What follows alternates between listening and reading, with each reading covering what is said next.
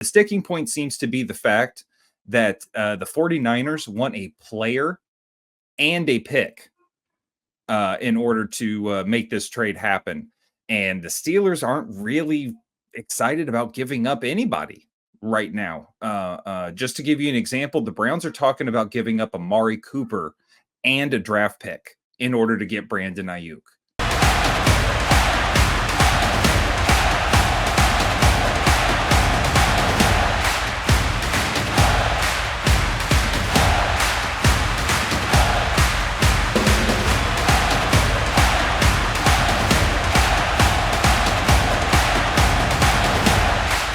Welcome to Six Rings and Counting. I'm your host, Corey Idle, and today you can call me Han Solo. Well, probably more like Hand Solo, but that's okay. Not everybody can look like Harrison Ford. Lou is on vacation today.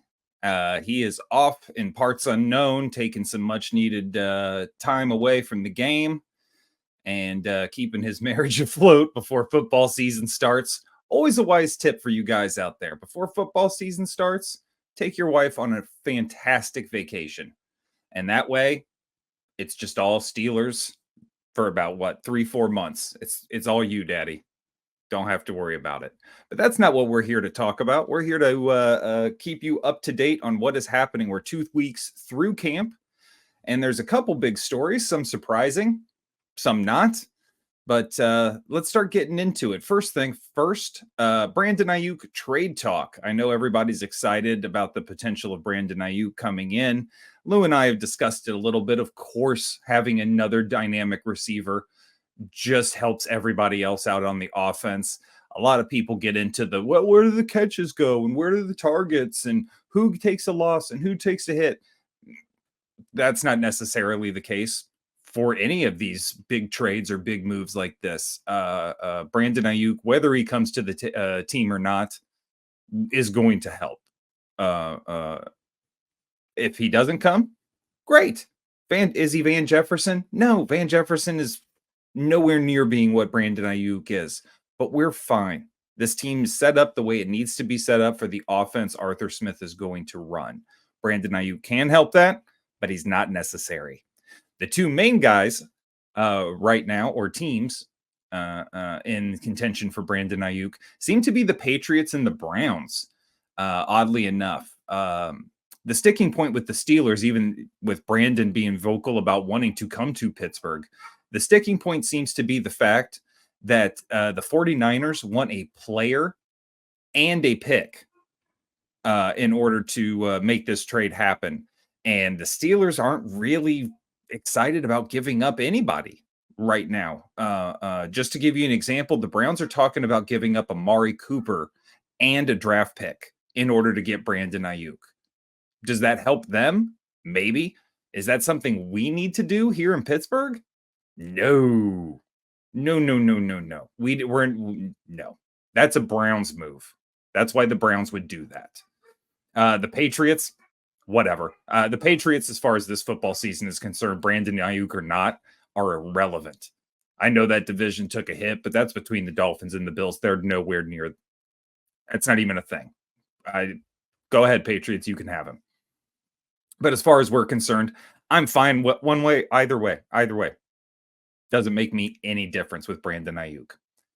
Surprisingly, one of the stories coming out of camp, because Lou and I had discussed earlier where this is going to be Russell Wilson's job, period, point blank. Justin's going to get a sit, take a break for a year, learn the offense, and as far as backup quarterbacks are concerned, if we needed one, right now Justin Fields is the best in the game. Then Russell Wilson got hurt. Suffered a small injury, nothing big, but it has kept him out of training camp. And what that gave Justin Fields the opportunity to do is shine, and shine he has. He and George Pickens have developed a wonderful connection. And I know a lot of people are talking about the fact that it is Fields is making these excellent plays and these wonderful throws in camp. I've seen some of them. George Pickens is making some wonderful catches in camp. I'm just going to leave it at that.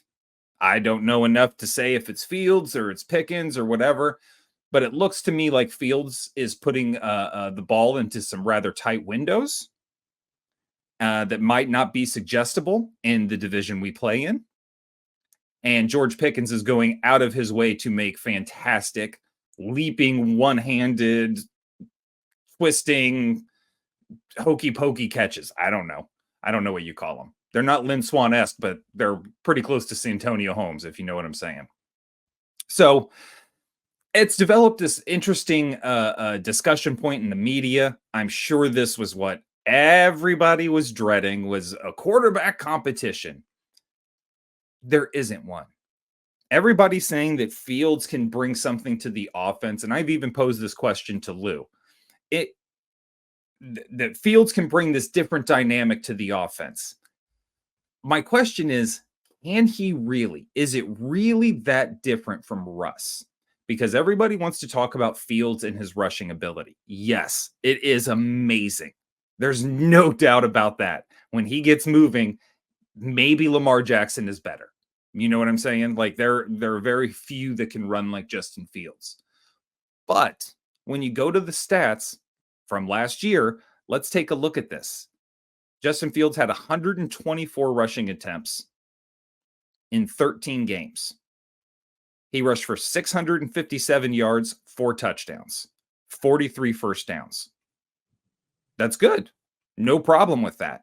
Let's move over to Russ, right? Because Justin is bringing such a different dynamic with the rushing game. Last year, Russ rushing in Denver, 15 games, so he played a couple more, had 80 rushes, considerably less by about 40, 341 yards, 3 touchdowns, and 38 first downs. Everything's pretty much the same, right? The scheme might be different. Russ is a little older, and we know he has the injury now, so maybe you don't want to get him out and rolling out, but the man can still move, is my point. So does Justin Fields actually bring something that much more to the table? Does your offense really open up that much more with Fields versus Russ? No. And then you have to ask the question, okay, so if their rushing ability is the same, who's a better passer? I'm giving that one to Russ. Who's better right now in their career in rolling out of the pocket on a play action and finding that open tight end down the middle or that deep receiver streaking? I'm giving that to Russ. Russ gives this team the best chance to win. And in no way, if you can't tell by my hat, am I poo-pooing Justin Fields. I love that dude. I want nothing but success for that man. He is my guy. Well, him and CJ Stroud. Basically, if you're an Ohio State quarterback, I'm riding with you. But that being said, now that Justin's with Pittsburgh, I have nothing but high hopes for Justin Fields. I really do. This could be a great situation for him, and it probably will be between him and Mike Tomlin and him and George Pickens and what they've developed so far in camp. But for this year, they're riding with Russ. So while it is exciting, while it does become a conversation point, because we've also talked about this on the show before, right now you got to find something to talk about with every team. And you'll see what I mean by my next talking point, which is the fights at camp. If you've watched TikTok, Instagram, ESPN, Fox Sports, I don't know what you watch, but if you've watched anything regarding the Steelers, somebody has talked to you about the fights at training camp and the Steelers are fighting. Yeah, it's training camp. I don't know why we're acting like this is such a big deal. I really don't. It happens every team. You have guys that are fighting for a job. They're trying to establish themselves in a combat sport. I don't care what anybody, this is a combat sport. You have dump trucks just ramming into each other like it's a demolition derby. So let's stop acting like fights at training camp are this big salacious event that's going to cause drama and we all need to get Dr. Phil in to mediate and relax tensions on the team. No. First off, you got the best coach right now in the game in Mike Tomlin. to handle these situations, which he has. There was a big fight where one of the defensive guys popped the quarterback, which is a big no-no, but he did it. He's just letting everybody know he's there to play. He's playing through the whole play until that whistle. He doesn't give a damn. And one of the offensive linemen took umbrance with that, and fight ensued. That's what is supposed to happen. Do you think if a Raven or a Brown touches Russ after the whistle, somebody's not coming in? You're damn right they are. And while Mike likes that, I guarantee you he likes that. He doesn't want his team beating the hell out of each other. So he took the guys aside. They had a little discussion. No problem. And Mike has been quoted as saying that basically controlled aggression is fantastic, but they're not there to win fights. They're not there to be tough guys. They're there to win football games. So when you get into a fight on the field, and this is important for you as a fan to remember too, because you want that, right? You get into that moment and you start reacting as a fan. Those are penalties. Those are game ejections. Those are suspensions. Nah, we don't need that noise. We don't need that. We're a professional football team. We're going to go out there and we're going to make damn sure the thing that we're doing is winning football games, period. So with that in mind, again, I said this would be a little bit of a shorter show. Don't have too much else from camp as far as news is concerned. We got a game coming up August 9th against the Texans. I'm going to give you guys full disclosure out there. Even if Lou's back from vacation, we're not talking about that game.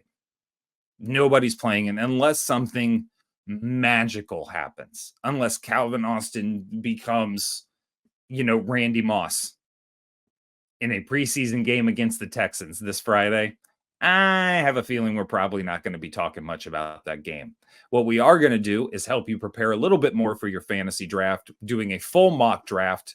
If Lou can't make it, we're going to get a couple people to come on the show and help out, mix up, give some different opinions, and try some different tactics with multiple teams here. Trying to show you guys some different draft strategies, hopefully landing on something you like. So with that being said, Steelers, August 9th against the Texans, I guess go out and win because it means nothing to anyone. Just play well, young guys, be in the right position, do your job. You guys have fun watching it, and feel free to comment, by the way, while you're liking and subscribing here on YouTube. Feel free to comment what you think about the game. Let us know if there are any topics you want us to discuss. Of course, when Lou gets back, because there's no way I'm doing this by myself all year. So hopefully Lou does not get lost on his walkabout. And with that said, I will catch you guys later. I'm Corey Idle. This was Six Rings and Counting.